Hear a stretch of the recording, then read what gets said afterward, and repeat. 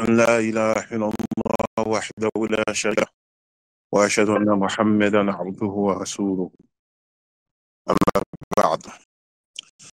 Alors aujourd'hui, on va faire un petit état des lieux. Faire un petit état des lieux. On va essayer de se rappeler quelques versets coraniques pour essayer de conserver notre motivation.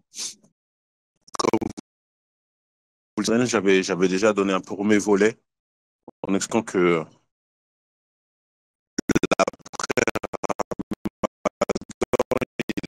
un peu douloureux, on le fait plus difficilement. Quelle raison? Parce que dans le Ramadan, il y a la baraka spécifique qu'Allah descend pendant le mois béni. Il y a le fait que les chéitines, ils sont les grands diables sont enfermés. Plein d'éléments qui font que on n'est plus disposé à œuvrer. Et là maintenant, lorsque le Ramadan il est fini, on sent que c'est plus lourd, c'est plus difficile. C'est plus difficile pour se réveiller la nuit. C'est plus difficile pour faire des ibadettes. Même les 6 jours de Shawwal, certains d'entre nous voient que il n'y a pas la même saveur ou sinon c'est beaucoup plus complexe. Et donc ça, c'est des choses qui sont tout à fait normales. Hein. C'est quelque chose qui est normal qu'on va trouver, on va avoir ce ressenti. Mais on doit avoir nos boucliers, c'est-à-dire nos boucliers et des versets qui, entre guillemets, viennent rebooster le moteur, viennent mettre de l'essence à notre foi pour pouvoir œuvrer comme il le faut. Et ça, c'est important de, de se rappeler cela. Il y a plusieurs versets dans le Coran qui peuvent inciter le croyant à redoubler d'efforts. Il y a par exemple dans Surat Al-Baqarah, au verset 272, Allah il te dit, ce n'est pas à toi de les guider en parlant, il parlait prophète alayhi salatu wassalam, mais c'est Allah qui guide qui il veut. Et tout ce que vous dépensez de vos biens sera à votre avantage. Et vous ne dépensez que pour la recherche de la face d'Allah subhanahu wa ta'ala. Et tout ce que vous dépensez de vos biens dans les bonnes œuvres vous sera récompensé pleinement. C'est-à-dire que toi, quand tu sais ça, c'est le but que tu dois toujours atteindre dans ta tête. C'est que dans ta tête, tu te dis, tout ce que je vais faire, Allah subhanahu wa ta'ala, il me récompensera. Et ce ne sera pas seulement pendant le mois de Ramadan. C'est vrai, le mois de Ramadan, c'est spécial. C'est vrai qu'Allah subhanahu wa ta'ala, il a, il a même dit que le jeûne, il est pour moi. Mais dès lors que toi, tu espères, la récompense que tu espères d'Allah subhanahu wa ta'ala, elle n'est pas saisonnière. Tu n'espères pas d'Allah subhanahu wa ta'ala que pour un mois.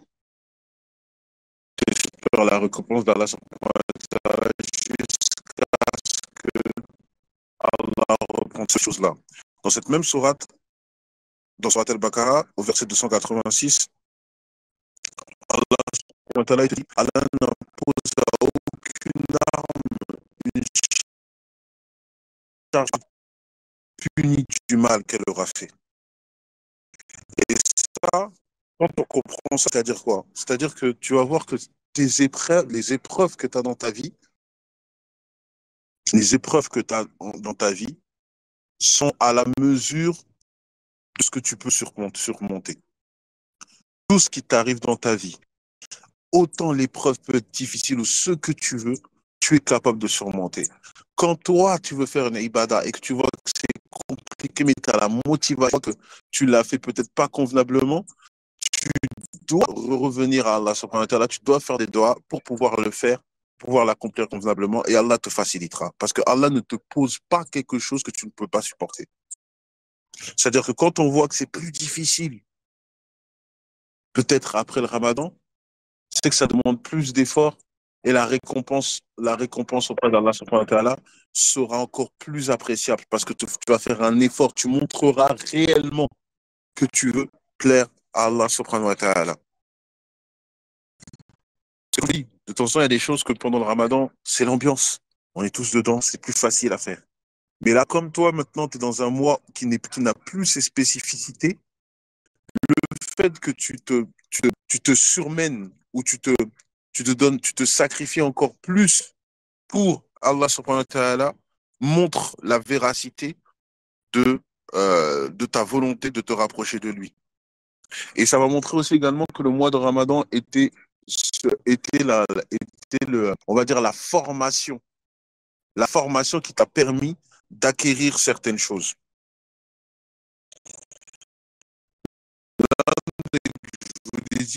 Si vous faites le bilan, vous allez vous dire, OK, pendant le Ramadan, je faisais telle chose, telle chose, telle chose, telle chose. Et après, vous allez regarder un autre bilan. Maintenant, à l'heure actuelle, qu'est-ce que je fais? Est-ce que sur 10 choses que je faisais, j'en fais plus que 5? En 2 semaines, j'en fais plus que 5? Ou est-ce que je fais les 10, mais de manière moins intensive? Et le fait que tu le fasses de manière moins intensive, c'est normal. Donc, si toi, déjà, tu te dis que je faisais 10 choses et là que je me retrouve encore à les faire 2 semaines après, je me retrouve encore à les faire, remercie ton Seigneur. Alhamdulillah. Remercie ton Seigneur. Et là, ne vise pas la quantité, mais vise la qualité.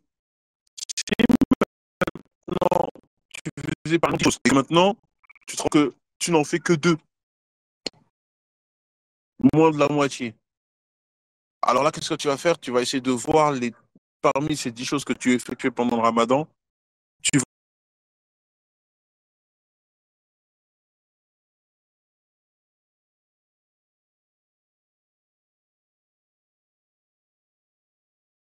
choisir quoi? On parle des choses, là, je vous donne des choses, des programmes.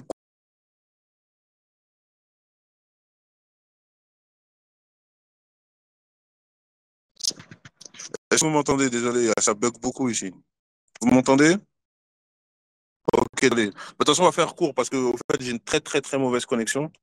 Mais en tout cas, voilà, en tout cas, le petit rappel que je voulais faire cette semaine, c'était de se faire un objectif, un programme, d'être ordonné, d'être discipliné. Comme vous voyez, le Ramadan, c'est être discipliné. On se lève le matin, on a notre programme, on mange, après on jeûne, après on coupe le siam, c'est programmé. Alors essayez de faire un programme, vous posez sur un papier, chacun va poser sur un papier les 10 choses, j'en dis 10. Allez, ben, allez, on va dire, pour ceux qui pensent que c'est mieux, 5. Vous avez 5 choses que vous faites, que vous faisiez pendant ce mois de Ramadan, et que vous avez vu que là, maintenant, 2 semaines après, quels sont les états de lieu? Est-ce que je continue à faire ces 5 choses-là? Est-ce que maintenant, sur ces 5 choses-là, la moitié, je les effectue? Est-ce que moins de la moitié? Moins de la moitié, donnez-vous violence jusqu'à la semaine prochaine pour les refaire, hein, pour les faire. Comme ça, après, on fera un petit état des lieux. Pour ceux qui le font, qui font toujours les 5, alhamdoulilah, qui remercient leur Seigneur et qui gratifient, font beaucoup de dhikr, beaucoup de remerciements pour Allah subhanahu wa ta'ala.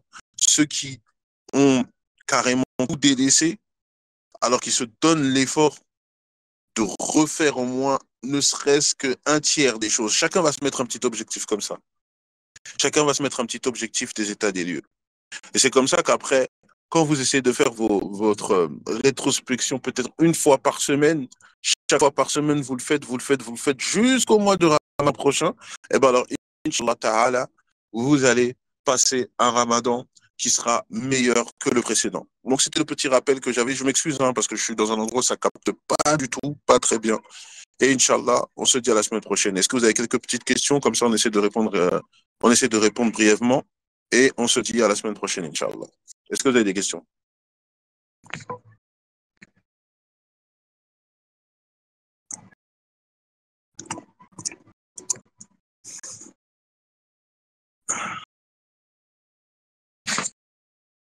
Pas de questions? Tout est OK? Un conseil pour la tauba, Sanjata, le meilleur moyen de faire la tauba, c'est de se rappeler, par exemple, le péché que tu effectues, tu te rappelles les versets qui en parlent, la punition qu'Allah subhanahu wa ta'ala élimée, et tu essaies de faire le contraire. C'est-à-dire, par exemple, celui qui est avare, il va être généreux, tu vois. Tu essaies de faire le contraire de ce péché-là. Le contraire de ce péché-là. Ça, c'est un très, très bon moyen pour, euh, pour s'éloigner de ce péché-là. Exactement, Farid, c'est exactement ça. Exactement ça. C'est un très bon conseil qu'il a donné, le frère. C'est de, c'est de, c'est de, tu vois, les versets qui concernent le péché que tu fais, tu les apprends par cœur et tu les récites quand tu te sens tenté. Parce qu'effectivement, le Coran, c'est une shifa. C'est-à-dire, sa récitation en elle-même a un effet sur nous. Donc, c'est pas à négliger. C'est un très, très bon conseil du frère. Voilà. Est-ce que vous avez d'autres questions?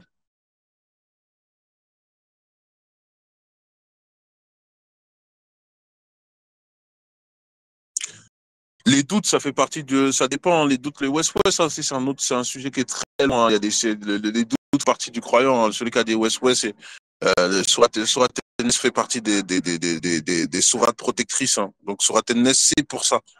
Donc, c'est beaucoup Sourate An-Nas. Après, c'est du cas par cas. Les West-West, c'est vraiment compliqué. Il y a tout un chapitre, généralement, quand tu vas sur les savants de la spiritualité. Concernant le West-West, il y a beaucoup de chapitres. Ça dépend du sujet.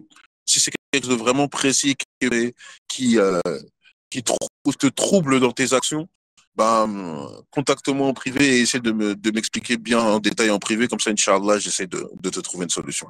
Est-ce que vous avez d'autres questions? Comme ça, on va quitter l'assise.